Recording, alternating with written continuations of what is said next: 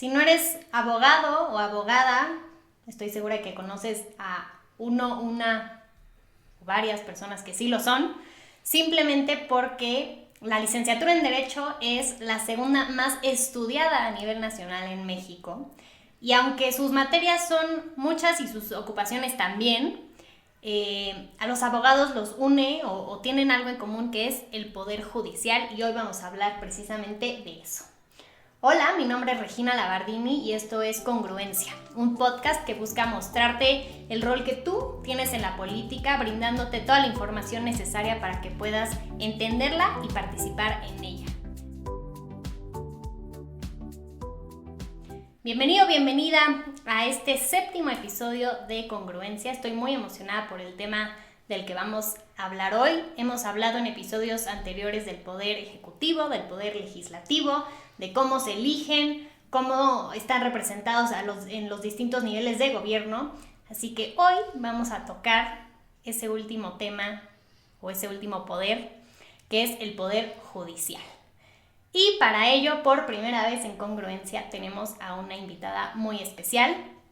Hoy me acompaña Zulma Lara, quien es licenciada en Derecho por el Tecnológico de Monterrey. Actualmente cursa una maestría en Derecho Constitucional por la Escuela Libre de Derecho y además se desempeña como abogada en la Suprema Corte de Justicia de la Nación. Así que, Zulma, muchísimas gracias por acompañarnos el día de hoy. Muchas gracias a ti, Regina. Estoy muy contenta de que me hayas considerado para este episodio de tu podcast. También te felicito por esta iniciativa.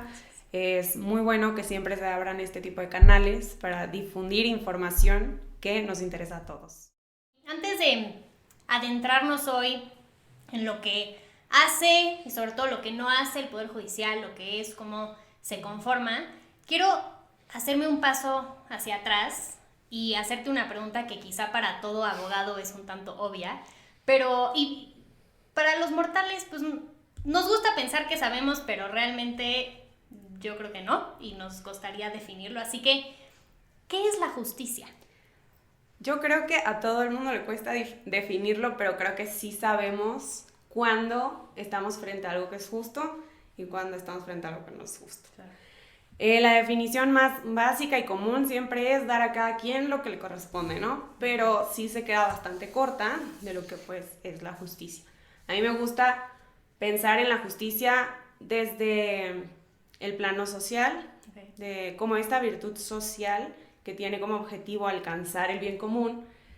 Y bueno, la justicia no solo se ve al resolver un conflicto entre dos personas o condenar a una persona que cometió un delito, sino que también se ve la justicia en la ampliación de derechos, la protección de los derechos humanos, en el reconocimiento de situaciones que antes no teníamos o a las que no podíamos acceder, y eso es avanzar en la justicia social.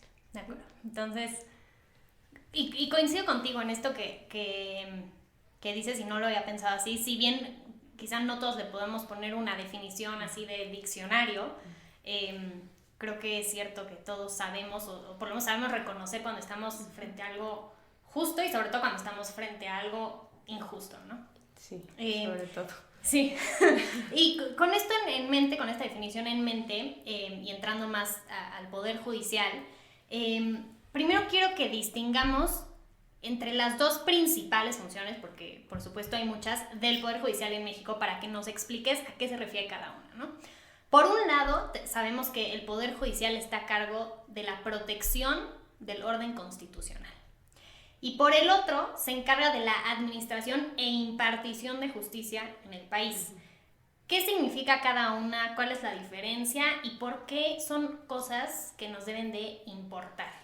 Bueno, dentro de estas dos grandes funciones creo que habría que empezar por la segunda, que es la administración y la impartición de justicia, porque básicamente ese es el objeto del Poder Judicial en términos generales. En este punto habría que distinguir entre Poder Judicial Federal y justicia local, porque si entendemos Poder Judicial como uno de estos grandes poderes del Estado, o sea, ejecutivo, legislativo y judicial, pues en general ese es su objetivo, ¿no? Procurar justicia. Pero así como hay un presidente de la República, hay un presidente municipal, hay gobernadores, también está el Congreso de la Unión, está el Congreso local, está el Congreso de todos los estados. Pues la justicia también se divide en el Poder Judicial Federal y en la justicia local, donde pues están los jueces civiles, los juzgados penales de primera instancia, los que realmente están resolviendo los problemas del día a día. Esa justicia de las entidades federativas es la que resuelve los problemas cotidianos de todas las personas, ¿no? Y en el Poder Ejecutivo, y en el Poder Judicial Federal, es donde encontramos mucho más la protección del orden constitucional. No significa que en la justicia local no haya esta protección del orden constitucional, pero en la justicia federal es donde ya empezamos a ver más definición, no solamente de resolver tu conflicto, sino de ver los derechos humanos involucrados, de tratar de interpretar qué dice la Constitución realmente, qué es lo que está protegiendo, cuál es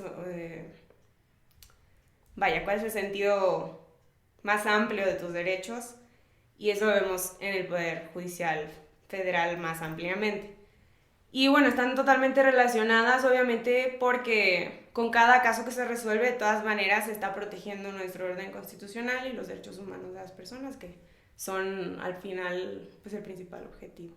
Perfecto. Aquí, voy a hacer 2 paréntesis. El primero es, si todos los que nos están viendo y escuchando se hicieron bolas con todos los congresos locales y demás, y cuando empezó a hablar de los presidentes municipales y el Poder Ejecutivo, pónganle pausa y regrésense al último episodio, el penúltimo episodio, porque ahí hablamos de eso. Y quizá para los que nos escuchan y no necesariamente son abogados o no necesariamente están tan familiarizados con estos conceptos, brevemente o en términos muy simples, ¿qué es el orden constitucional? ¿A qué nos referimos cuando hablamos de la protección de este orden constitucional? Bueno, vivimos en un Estado de Derecho que se funda en esta Constitución, que es el origen de nuestro Estado de Derecho, en el que tomamos varias decisiones fundamentales, precisamente dividir el poder en 3, ser una república representativa, federal, etcétera, ¿no? Y a partir del 2011 también consideramos ampliar nuestro marco constitucional a todos los tratados internacionales en materia de derechos humanos que hemos firmado. Entonces, ese bloque en su conjunto, pues es lo que se pretende proteger en su más amplia posibilidad para el favor de las personas. Buenísimo. O sea, si te voy cachando bien, la Constitución es lo máximo de lo máximo y exacto. Nada, ni nadie de ningún poder, con ningún título, puede estar por arriba de la Constitución. Sí, pero esa Constitución está ampliada. Okay. A todos los tratados internacionales de materia de derechos humanos también son Constitución. Perfecto. Pero nadie por arriba de esa Constitución, y el Poder Judicial, sobre todo el Poder Judicial Federal, se encarga de que eso se cumpla, ¿no? Exacto. Perfecto. Clarísimo. Ahora, el Poder Judicial, tanto en lo federal como en lo local, puede o está facultado para ir resolviendo distintos tipos de disputas, ¿no? O controversias en algunos casos. Puede ser entre tú y yo como personas físicas, ciudadanas, o puede ser, más personas, puede ser entre una persona y un órgano del Estado, puede ser entre incluso poderes del Estado, ¿no? O poderes de la Unión, entre partidos de una autoridad electoral, en fin. Pero salvo que tú me corrijas, entiendo que la estructura del Poder Judicial en México es muy grande y es especializada, ¿cierto? Ya nos mencionabas un poco de esos temas. Pero lo que me interesa enfocarme es justamente en quién es ese máximo tribunal y regresando a ese Poder Judicial Federal, ¿no? que es precisamente donde tú trabajas, la Suprema Corte de Justicia de la Nación. ¿Qué sí y qué no hace la Corte y cómo se compone? Bueno, efectivamente la Corte se encuentra a la cabeza del Poder Judicial Federal. La Corte se encarga de resolver principalmente los asuntos que tienen un impacto en todo el territorio nacional. Y bueno, la Corte está compuesta por 11 ministros que trabajan los 11 juntos en pleno para resolver cierto tipo de asuntos, y en 2 salas se dividen 5 ministros y otros 5 ministros. El presidente de la Corte no integra ninguna sala, y la primera de esas salas se encarga de toda la materia civil y penal, y la segunda sala se encarga de toda la materia laboral y administrativa. Entonces, en estas salas, pues dependiendo de la materia, precisamente, se van todos los asuntos, por ejemplo, civiles y penales, que derivan de un amparo que puede estar en revisión, pueden ser contradicciones de criterios, cuando en tribunales inferiores hay como 2 resoluciones discrepantes, distintas, las resuelven las salas, y en otros asuntos de trascendencia se mandan al pleno, y ahí se ven acciones de inconstitucionalidad, controversias constitucionales, que son otro tipo de asuntos que lo ven 11 ministros en conjunto. Creo que de repente puede ser un poco difícil de entender, sí, claro.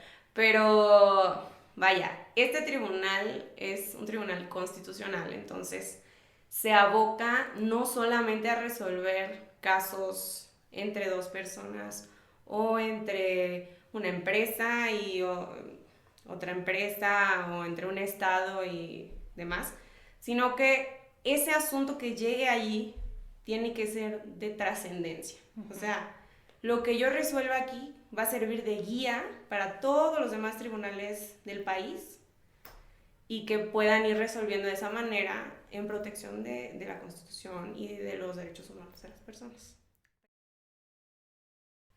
Me voy a regresar tantito para quienes no estamos tan familiarizados con estos temas.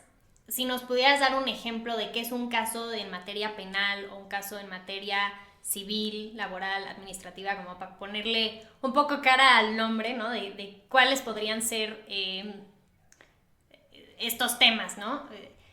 Sé, además, que el tema de las acciones de inconstitucionalidad y las controversias constitucionales son unas figuras completamente abstractas para quienes no somos abogados, y que nos pueden dar para todo otro episodio, y seguramente en algún momento te vamos a volver a invitar para abordar ese tema, pero nada más para que la gente, que es quien se puede ver involucrada en estas otras 4 materias, ¿no? Administrativa, laboral, penal, civil, un ejemplo muy puntual de cada una.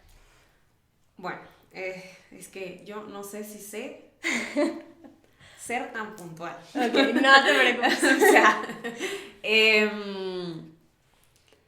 digamos, en materia civil, pues puedes ver casos de guardia de custodia del Estado civil, como es concubinato, matrimonio, cualquier tipo de conflicto en ese aspecto. Bueno, ¿no? Penal, todo lo que tiene que ver con delitos.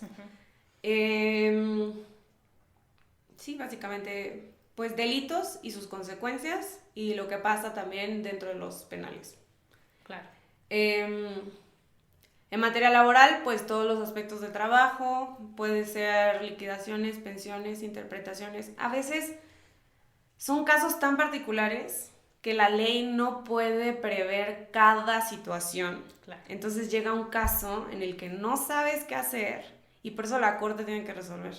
Tiene que interpretar cuál sería la manera correcta, porque a veces la ley no lo dice, o lo dice raro, o en este caso en particular no me queda claro de que aplique. Entonces, por eso necesitamos una instancia, un tribunal, que haga esa interpretación y que dé una guía de cómo resolver casos raros. nuevos, novedosos, que no sabemos cómo resolver o que a lo mejor se han venido resolviendo mal. Y bueno, administrativo, pues el SAT, no sé. Ok, perfecto. Y esto que dices de la interpretación a mí me parece fundamental, sobre todo, no sé si a ti te ha tocado escuchar, pero luego hay discusiones de que si con la inteligencia artificial los abogados van a desaparecer, entre otras profesiones y demás, que porque al final un robot o una máquina va a poder leer la ley y decir, la ley dice esto, entonces la resolución es esta. Pero para mí, y no sé cómo lo veas tú, la gran labor de los abogados y las abogadas en general, no solo en México, pues no es leer la ley, ¿no? O sea, todos podemos googlear, abrir la Constitución, leerla y con diccionario en mano saber qué dice, ¿no? Su gran labor, y la razón por la que yo creo que no van a desaparecer, es por la interpretación jurídica, ¿cierto? Sí, y porque no se puede prever todo lo que puede pasar. Claro. O sea, todas las circunstancias de la vida a veces son muy raras, que la ley no prevé un mecanismo para resolverlo. Y no solamente eso, la verdad es que en México nuestro derecho es muy complejo. O sea, hay una cantidad de leyes, de reglamentos, leyes federales, nacionales, locales, o sea, es muy complejo, que por supuesto una inteligencia artificial se puede aprender, yo no me la voy a aprender nunca, o sea, eso no, claro. Pero sí, definitivamente requiere de una interpretación, requiere de una reflexión y también de muchísima humanidad, o sea, al final de cuentas puede parecer muy bonita una ley y de repente al aplicarla una persona se siente súper vulnerada o lo que sea y tienes que hacer una reflexión de, oye, creo que esta ley no funciona. Por eso existen las acciones de inconstitucionalidad. Claro. Y también los juicios de amparo. Los juicios de amparo son para todo el mundo y tú te amparas contra cualquier acto de autoridad o contra cualquier norma que te están aplicando y que tú crees que no es justa. Y ya entonces un tribunal te va a explicar por qué sí es justa o por qué está diseñada de esa manera. O a lo mejor logras que digan, ¿sabes qué? Inaplícasela porque sí es injusta, ¿no? Claro.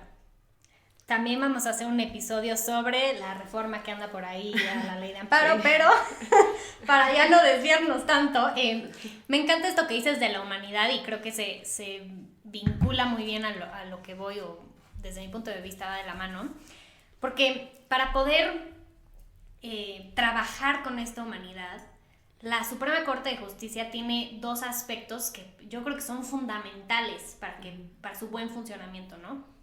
Que son su autonomía y su independencia. Y quizá voy a empezar a entrar en un tema que últimamente ha sido más polémico, pero ¿crees que son importantes? ¿Lo ves como yo? ¿Sí? ¿No? ¿Por qué? Bueno, sí, claro, por supuesto. La autonomía es un concepto más de la institución. Yo creo que has explicado aquí los 3 poderes de la Unión y demás. Cada uno de estos poderes tiene que ser autónomo, tiene que ser independiente uno del otro para que pueda funcionar conforme a sus propias funciones y objetivos, ¿no? Y la independencia va un poco más allá, creo yo, en cuanto a todas las personas que están involucradas en las actividades de impartición de justicia. O sea, cada juez, magistrado, ministro debe ser independiente de cualquier presión, de cualquier ideología, para poder analizar los casos que llegan de la forma más objetiva posible, sin un objetivo personal, ni de grupo, ni nada. Obviamente todas las personas tienen sus propias convicciones, claro, ¿no? Y por eso la ley admite interpretaciones, o sea, inevitablemente. Pero en la medida de lo posible, pues el objetivo es proteger esos derechos humanos y ese orden constitucional del que hemos estado hablando. Y por eso cada persona que está involucrada en impartir justicia pues debe ser independiente de cualquier tipo de presión. Y hablando de estas presiones, y de nuevo metiéndome a temas un tanto controversiales para algunos, para mí es muy clara la respuesta. En este espacio hemos hablado mucho de lo que nos toca votar, ¿no? Y sobre todo en pues ya menos de 2 meses, y el Poder Judicial es el poder que no se vota, pero es un poder que está a la misma altura que los otros 2 poderes, ¿no? Es igual de importante. Quizá hasta cierto punto es un poder, como decías al principio, que es muy cercano a la gente, ¿no? O sea, al final el poder judicial a nivel local, pues son los tribunales a los que va la gente cuando tiene que ir a ver ahí algún asunto, ¿no? Entonces, ¿por qué no se elige, sobre todo regresando a la corte, por qué no elegimos a los ministros? Y si tú crees que así es como se debe mantener. Bueno, la respuesta es sí, por supuesto, esa es la forma de mantener un poder judicial fuerte y estable y que cumpla con el objetivo para el que está hecho. En la mayoría de los países del mundo así está diseñado el poder judicial. Nuestra Constitución así lo diseñó en un inicio. Y yo creo que hay 2 razones fundamentales. La primera es precisamente la independencia, porque si nosotros sometemos a votación jueces, magistrados, ministros, ¿cuáles serían las propuestas? O sea, ¿cuál sería la propuesta? ¿Yo voy a interpretar la ley de manera diferente? Claro. ¿O cuál es la propuesta? La tarea es muy clara. Interpretar la ley conforme a los derechos humanos, conforme a lo que dice, conforme a lo que protege de manera más amplia a las personas, de manera progresiva, nunca regresiva. Entonces, hay un mandato muy claro que yo no puedo, como juez o magistrado, estar proponiendo algo distinto. O sea, ¿cuál sería la...? Claro. ¿Qué vas a votar? No hay una propuesta de valor adicional, o sea, no. O diferenciada. Sí, sería muy raro, ¿no? Eso por una parte, o sea, la independencia. No se puede proteger tanto la independencia si vamos a hablar de partidos. O solamente vas a juzgar a favor mío si voté por ti. O sea, no creo, ¿no? Y por otro lado, la especialización. O sea, la especialización es súper importante para las personas que juzgan. Tienen que tener amplio conocimiento jurídico. O sea, uno de los requisitos para ejercer cualquiera de estas funciones, para ser ministro, es ser licenciado en Derecho, ¿no?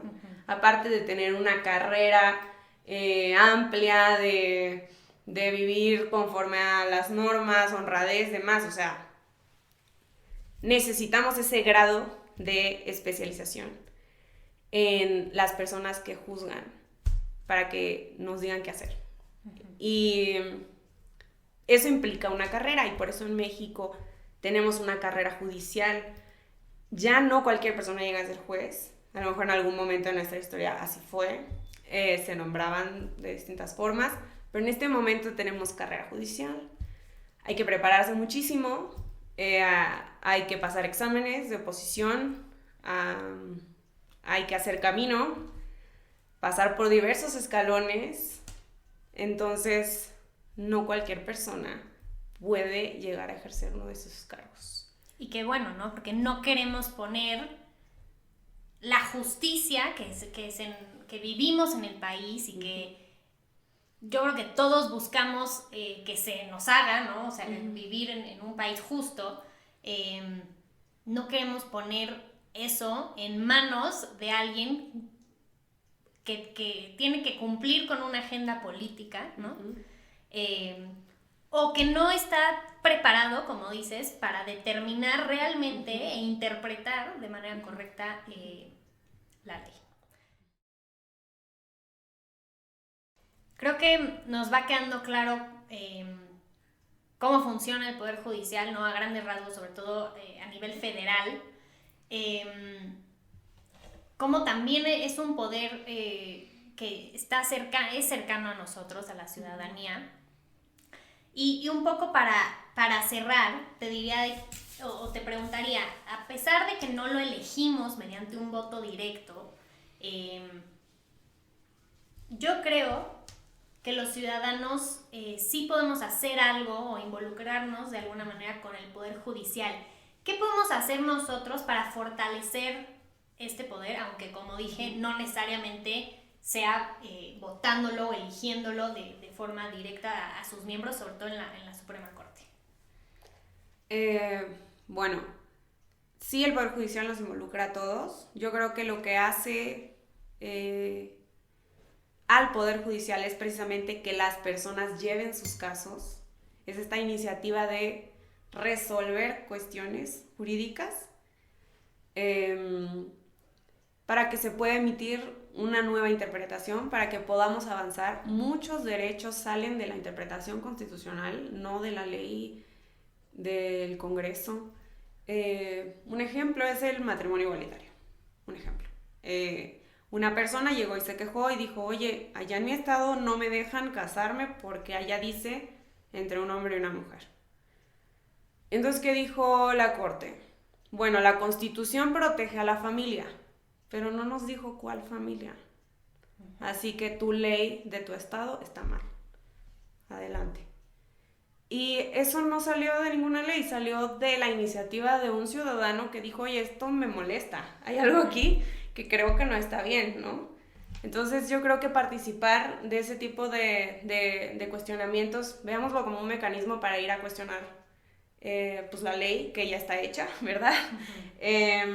También es importante involucrarnos en conocer lo que se va resolviendo en la Corte desde una perspectiva pues objetiva y exigir transparencia también, o sea, exigir transparencia en las resoluciones de todos los casos.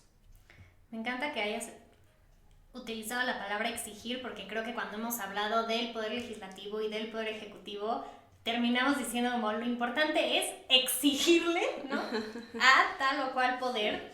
Y yo coincido completamente contigo, ¿no? Si queremos vivir en un México justo, tenemos que empezar nosotros por exigir esa justicia, ¿no? Y además también el tema de ser un buen ciudadano y no participar en la corrupción.